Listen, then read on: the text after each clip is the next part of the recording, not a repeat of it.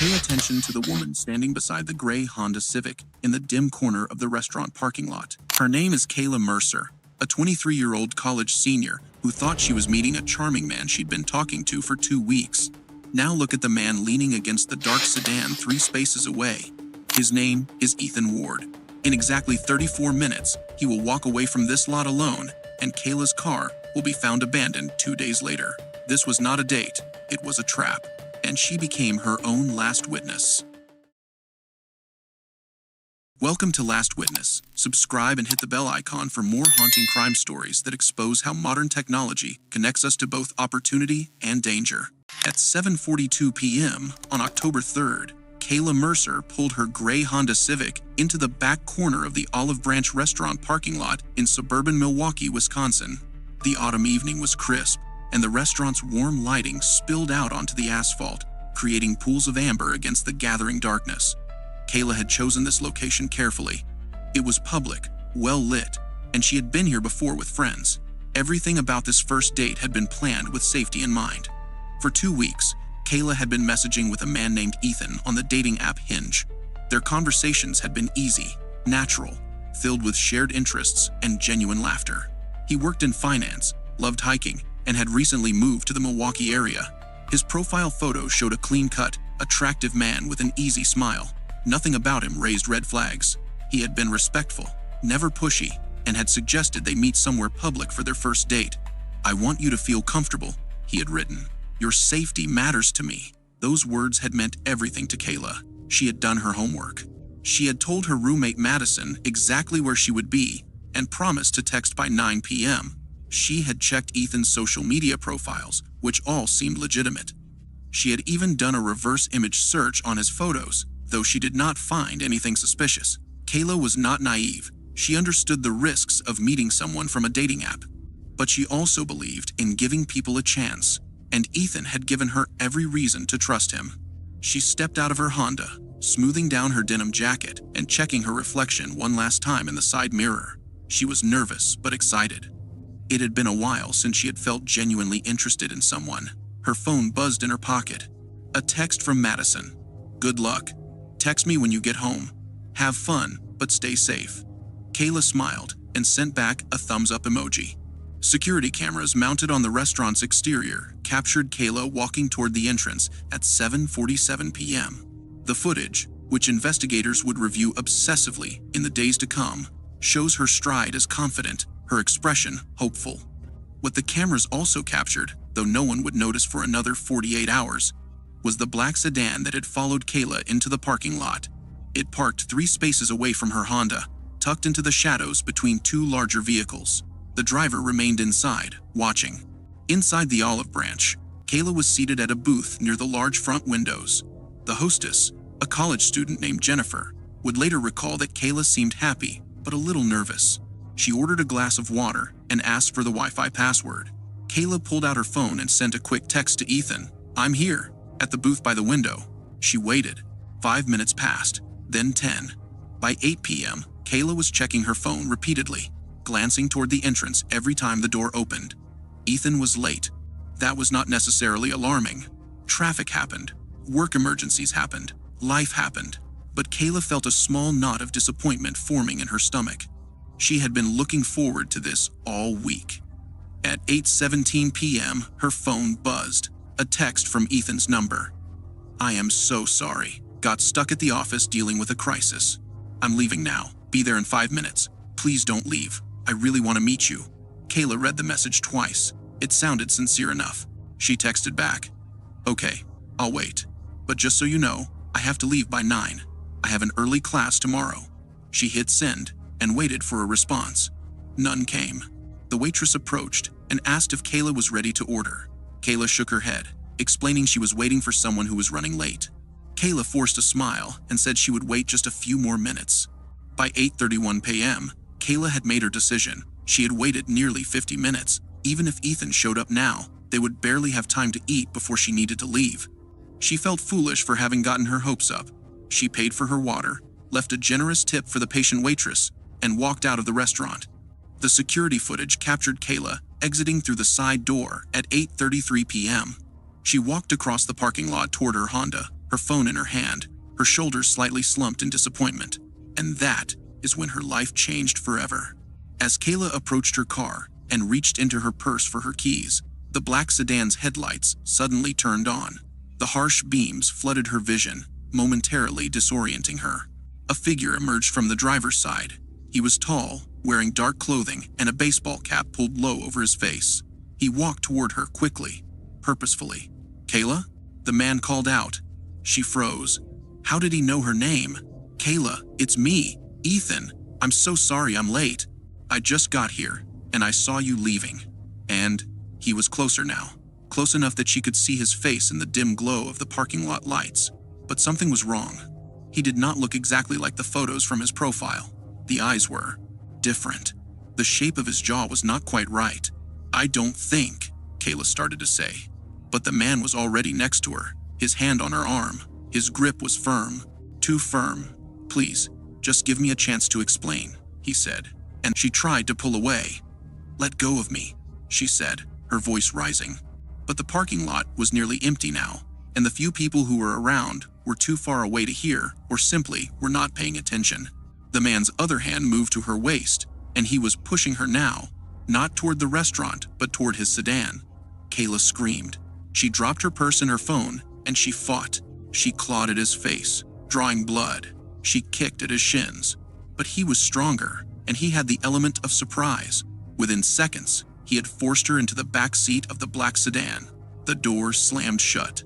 The security camera angle did not capture the interior of the vehicle, only the brief struggle outside, and then the car door closing.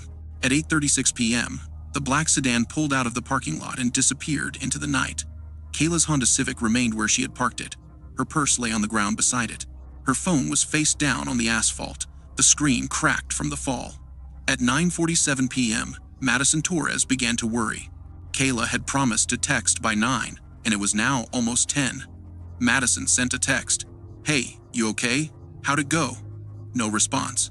She waited 5 minutes and tried calling. The call went straight to voicemail. Madison tried again. Voicemail again. The knot of worry in her stomach tightened. Madison made the decision to call the police.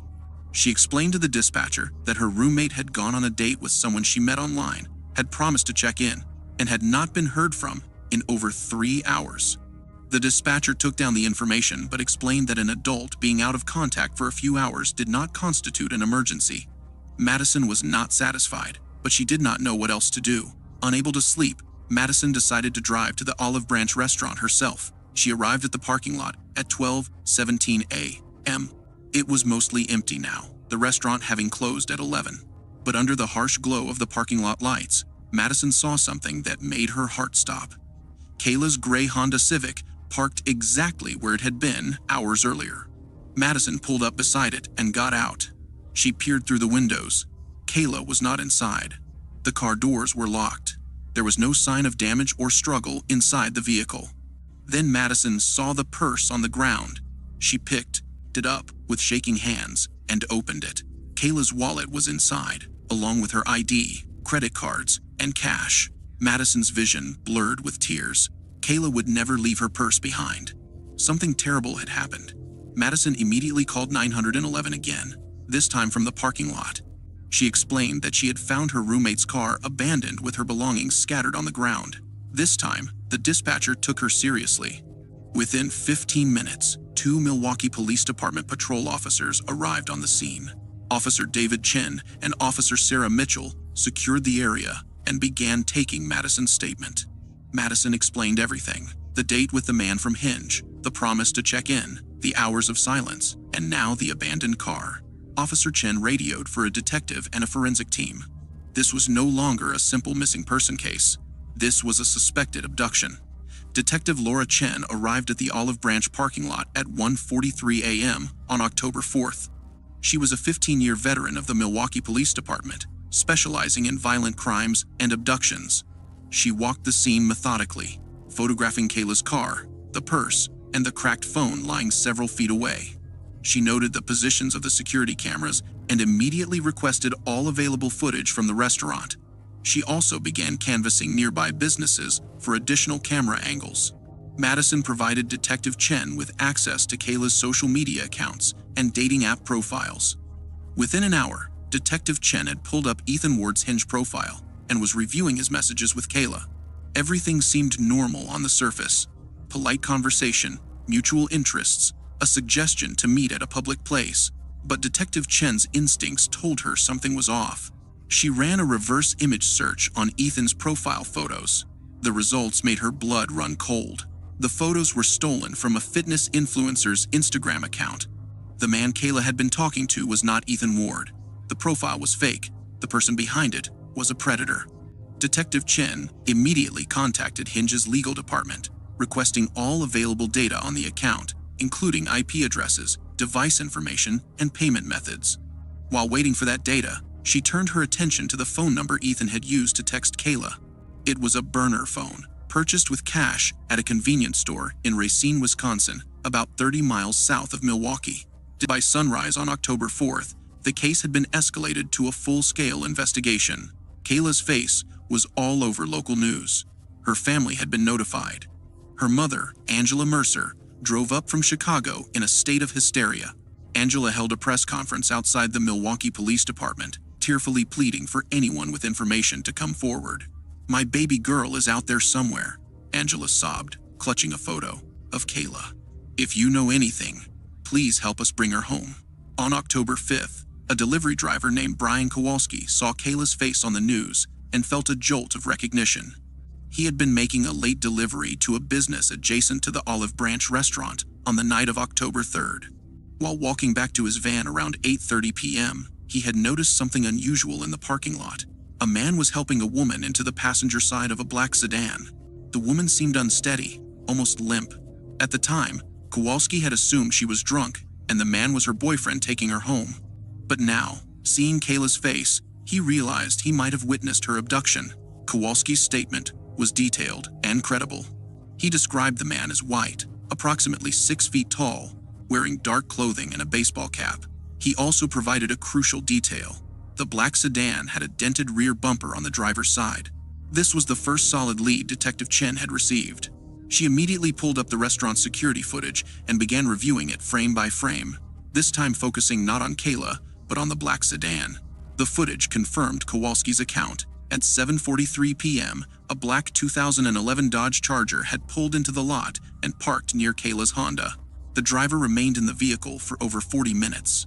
At 8:34 p.m., he exited, approached Kayla, and within 2 minutes, had forced her into his car. The license plate was partially visible in several frames. Digital enhancement revealed enough characters to run a search. DKM 4371. Detective Chen ran the plate through the Wisconsin DMV database. The result sent a chill down her spine. The vehicle was registered to Ethan Lucas Ward, 29 years old, address listed as a duplex in Racine, Wisconsin. Detective Chen pulled Ethan Lucas Ward's criminal record. He had a history. 2 arrests in Illinois for domestic battery, both involving ex-girlfriends. One victim had suffered a broken jaw.